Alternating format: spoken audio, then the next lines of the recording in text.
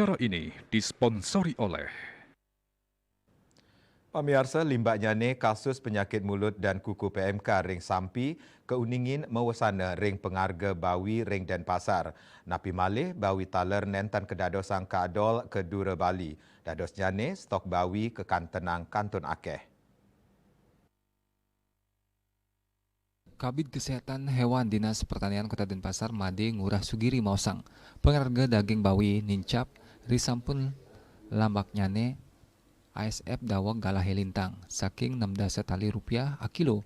Rauh mangkin nincap dados ulung daso kantos ulung dasa 5 tali rupiah a kilo. Harga inucap kantun degdeg kantos mangkin. Nanging harga bawi hidup wenten penedunan dari tatkala PMK ngelembak. Lianan punika harga daging bawi ring pasaran kantun degdeg. Indiki ucap ngawinang peternak bawi momocol. Lianan punika para pedagang saning adol daging bawi manggihin pikulihan sada bicik. Saya yaktinyane pahan saning ngawinan harga daging bawi sida tegtek sangkaning prabio produksi angge meretening bawi inggih punika petang dasa tali rupiah a kilo. Peternak momocol nanging pedagang saning adol daging bawi sida mapikulihan bicik. Asa punika taler ngeninin pengelibak PMK kauningin wenten 6,3 ukut sampi sane keni ring Denpasar. Antuk selanjutnya langsung keni pemotongan bersyarat.